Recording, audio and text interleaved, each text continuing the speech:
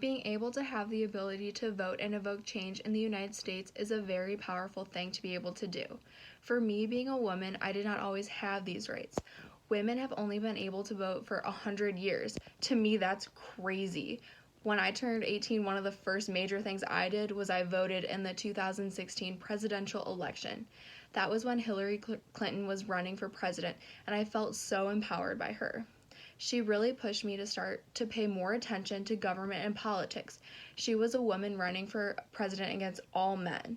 Those men tried to bully and belittle her. When I would watch the debate speeches, she really held her ground and did not let them railroad her into feeling like nothing.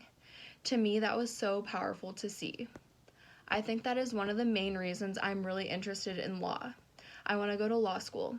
I feel like it is my right and responsibility as a 21st century citizen to be able to make change. Recently, I took a climate change class last semester, and it really, truly horrified me, knowing that we are destroying our planet we're supposed to love and protect. A planet that has given us so many opportunities and prosperity is literally getting destroyed by us, humans. It is issues like that I feel like as a citizen of the 21st century need to be able to stand up and make my voice known. That is why I love our government, that our government is a democracy. That is why that I am not a bystander to laws and policies in America. It is important for us as Americans to understand the consequences of our actions. We must be informed voters and understand who we are actually voting into office. I feel like it is also important to note that not everyone had these rights that we do now in the 21st century. After watching documentaries like The 13th and The Black Belt, it is important to see how history has truly shaped us as a nation. The 13th and 14th and 15th Amendments were detrimental to certain communities.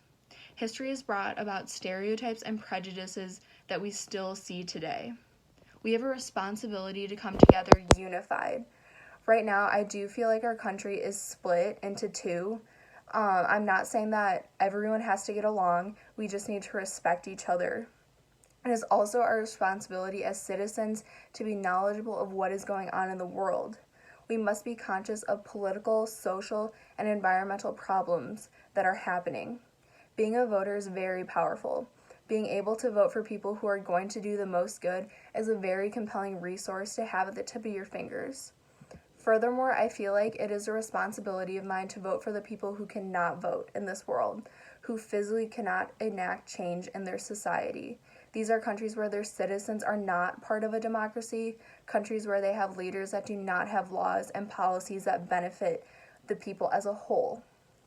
Overall, we live in a country that is constantly changing and evolving. There are so many different cultures and personalities in the United States.